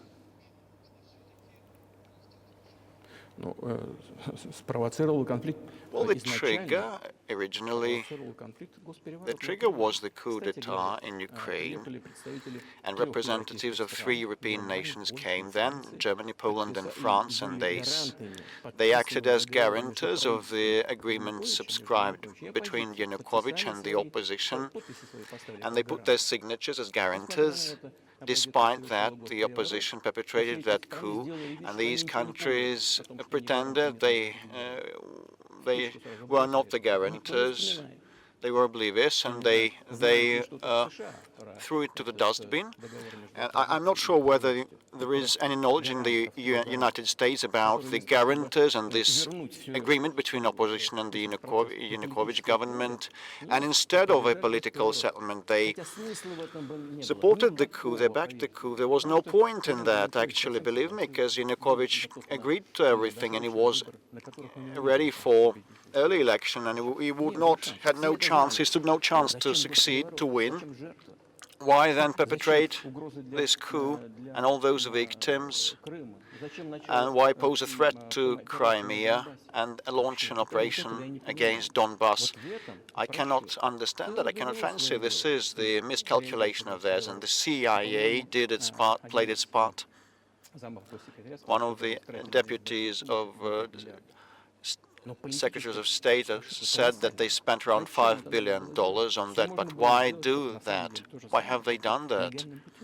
It could have been done legally, legitimately, and without the loss of Crimea for them. And we wouldn't stir a finger. We wouldn't have stirred a finger had there not happened the developments, the bloody developments on Maidan. We back then agreed that after the collapse of the USSR, the borders would be as agreed, as stated, but we never agreed to an expansion of NATO or that Ukraine would become part of NATO. We never conceded and accepted that there would be NATO military bases there without any talks with us. We kept begging for decades, don't do this, don't do that. This actually acted as a trigger to the recent development, and with respect to the recent development, the leadership of Ukraine stated they would not abide by the Minsk Accords that were signed after the developments of 2014 in Minsk, with a plan laid out for peaceful settlement in Donbass. And the today's Ukrainian leadership, their foreign minister and other officials and the president said they didn't like a thing about the Minsk package of measures, and they would not stick to them. And the former leaders of France and Germany said that around a year ago, said in public, worldwide, that they had signed that agreement, but they had not been going to execute, to fulfill that. You know, they pulled our leg. Was there anyone for you to talk to? Did you call a U.S. President, Secretary of State, and say, if you keep militarizing Ukraine with NATO forces, this is going to be we're going to act? We kept telling them that. We kept telling them that. We addressed the American leadership and the European leaders, claiming that it be stopped immediately and the Minsk Accords were to be executed. It was our requirement, our demand. I was ready to fulfill, to honor. This is not an easy thing for Ukraine, with lots of autonomy for Donbass. But I was positive. It was my sincere belief that if we would persuade those people living in Donbass to come back to the Ukrainian statehood, and they had to be persuaded, the wounds would heal, I was sure, and sooner or later, gradually, that part of the Ukrainian territory would fit back into the overall frame of reference of Ukraine, and pensions and allowances would be paid once again. But no one wanted that in Ukraine. They wanted to act with the help of military force, only. And it ended up with this situation, and they stated in Ukraine we would not fulfill the package of measures, and they started the war back in 2014. And our goal, our aim is to stop this war. We did not begin, we didn't launch it back in 2014. We're now trying to stop that. I mean, have you achieved your aims? No, at this point of time we have not, because one of the goals is the denazification, to denazify Ukraine. I mean, the prohibition of neo-Nazi movements in Ukraine. This is one of the issues that we discussed, that was brought up during negotiations in Istanbul last year, at the outset of last year. Upon our initiative, it was concluded, as the Europeans told us, that the context had to be established and provided for the final definitive signature of documents. And my colleagues in France and Germany told me, just imagine how are they going to sign this at gunpoint? You should move your troops, pull your troops back from Kiev. As soon as we pulled our troops back from the Kiev region, all of a sudden, straight away, our Ukrainian counterparts, our negotiators, threw all the accords and wasted them into the dustbin, and they got ready for a long-standing standoff and opposition, military opposition, with the help of the United States. This is how things developed. But what is, pardon my ignorance, what is denazification? What would that mean? Well, I'm coming to that. It is a very important question, a pertinent. Denazification, after the start of its independence, after they obtained the independence, Ukraine started looking for its identity, and it could not invent anything better than putting ahead of anything else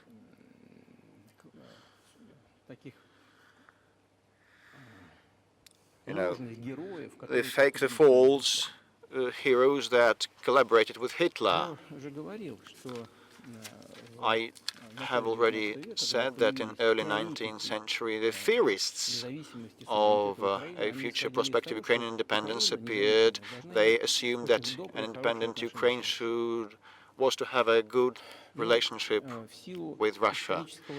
But in the course of the historical development, and those territories were part of Poland, Ukrainians were persecuted,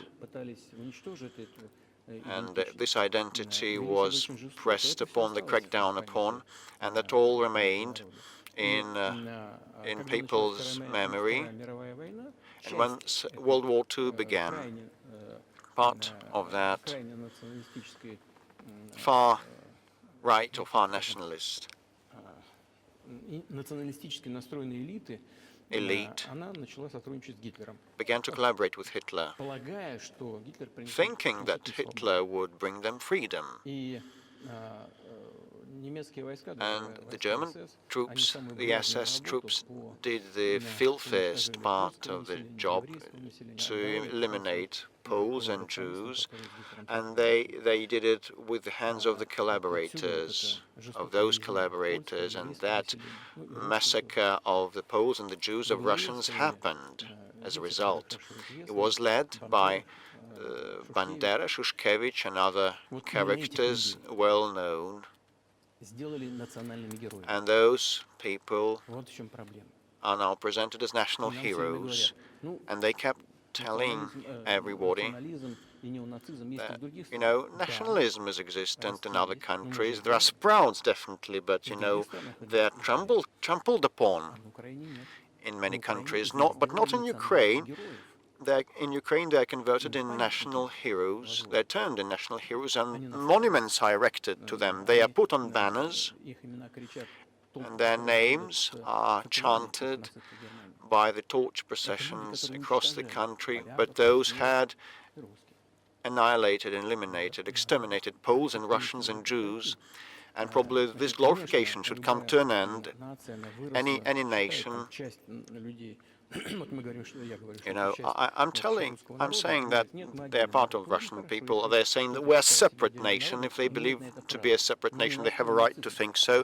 Not, however, building upon the Nazi ideology. Like, look at the French president. Would you be satisfied with the territory that you have now? Let me conclude the previous thought. You asked me about neo-Nazism and denazification. So, like, the Ukrainian president came to visit Canada.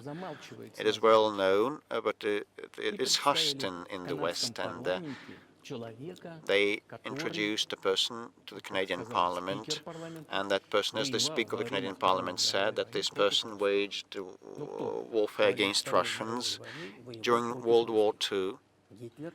And who were those who waged war against Russians? Hitler and his collaborators. And it turned out that he was part of the SS troops. He personally killed and slaughtered the Russians and the Poles. And the SS troops made out of Ukrainian nationalists did the dirty and filthy job. And the Ukrainian president rose together with the rest of Parliament of Canada, and he applauded this person. How can you imagine? How can you fancy that? And he's a Jew by ethnicity. Really, my question is, what do you do about it? I mean, Hitler's been dead for 80 years. Nazi Germany no longer exists. And so, true. And so, I think what you're saying is you want to extinguish or at least control Ukrainian nationalism. But how? How do you do that? Just listen to me. Your question is very intricate. May I speak up and say my true opinion? Will you not take offense? Of course. It is a tricky but a nasty question. You've been saying that Hitler is gone for 80 years, but actually his cause is with us, and the people that exterminated Jews, Poles, and Russians are still alive, and a president, the current president of today's Ukraine, gives this person a round of applause in Canadian Parliament, a standing ovation. Can we say that we eradicated this ideology altogether if we see such manifestations today? This is what I mean to be denazification. We should get rid of these people that bring this practice and theory to life, trying to preserve that. This is what denazification is about. Right. My question was a little more specific. It was, of course, not a defense of Nazis, neo or otherwise. It was a practical question. You don't control the entire country. You don't control Kiev. You don't seem like you want to. So how do you eliminate a culture or an ideology or feelings or a view of history in a country that you don't control? What do you do about that?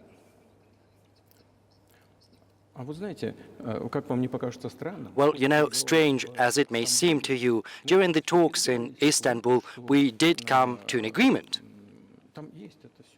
And, you know, everything was put on paper, saying, like statements that no Nazism, neo-Nazism would be cultivated in Ukraine, that it would be prohibited at the legislative level. So we did come to an agreement on this subject.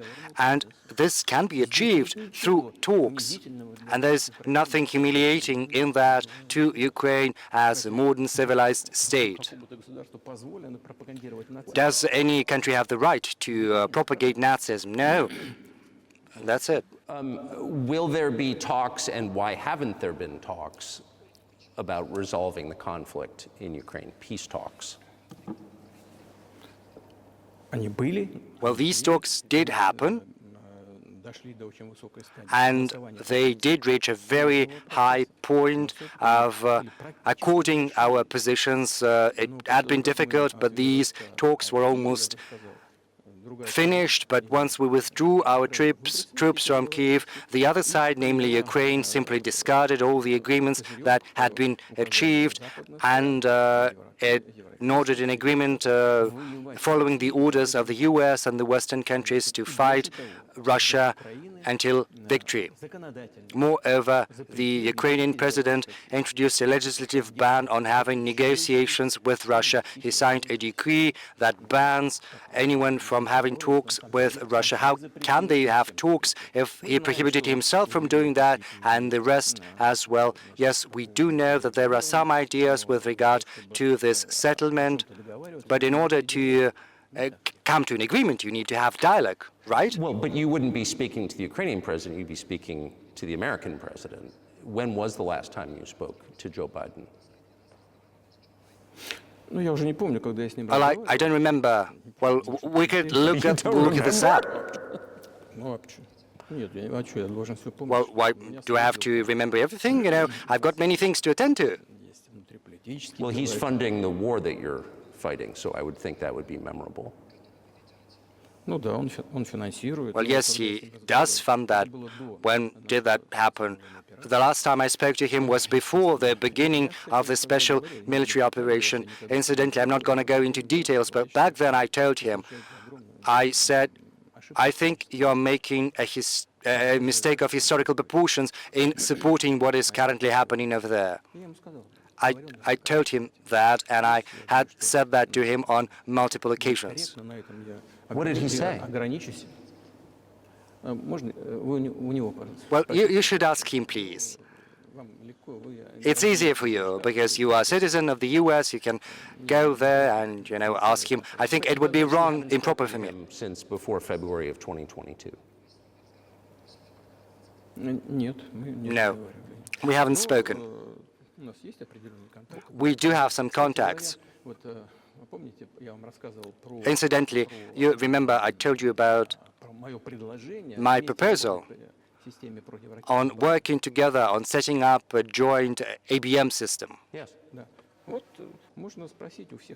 Well, you can ask all of them because all of them luckily are very healthy and all alive, and the former president and Condoleezza and Mr. Gates, I think, and the current director of CIA, Mr. Burns. Back then he was ambassador to Russia, and I think he was very successful at what he was doing, and they were all witnesses to these conversations. You can ask them. And if you're interested in to know what President Biden responded to my words, you should ask him. I'm definitely interested, but from the outside, it seems like this could devolve or evolve into something that brings the entire world into conflict and could initiate a nuclear launch. And so why don't you just call Biden and say, let's work this out? Solve this how? Solve what? Because everything actually is very simple. We've got contacts at the level of different agencies, and you know, I'm going to tell you what we're trying to, what kinds of signals we are sending to them. And what we're saying is, if you want this over, you have to stop the supplies of weaponry, and everything is going to end in several weeks, and then we can agree on the terms. It's as easy as that. So no need to call for that. And what messages do you get back? Asking them for that, for what? Because yes, they are gonna supply this and this weaponry to Ukraine, and well, we're not afraid. Okay, do that. Do you think NATO is worried about this becoming a global war or a nuclear conflict? Well,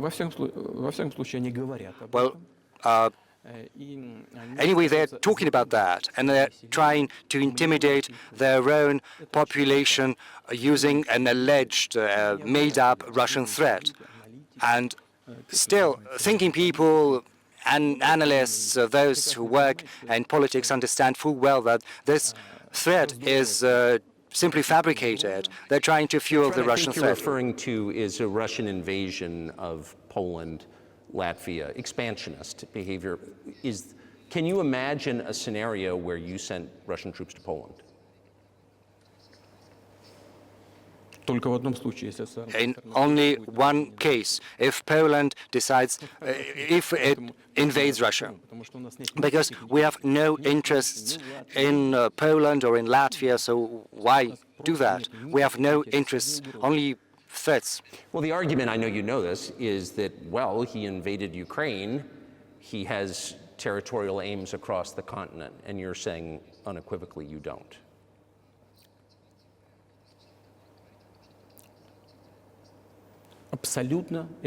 Absolutely. No. I rule this possibility out. You don't have to be an analyst because that goes against common sense, to get involved in a global war. Because a global war would push humanity as a whole to the brink of extinction. Yes, there are means of deterrence. That's true. They were making threats saying that Russia would use tactical nuclear weapons tomorrow or the day after tomorrow. But these are, it's just like a boogeyman for rank-and-file citizens to make the U.S. taxpayers, the European taxpayers, to pay up for military action in Ukraine, and their goal is to weaken Russia as fully as possible. One of our senior United States senators from the state of New York, Chuck Schumer, said yesterday, I believe, that we have to continue to fund the Ukrainian effort or U.S. soldiers, citizens could wind up fighting there. How do you assess that?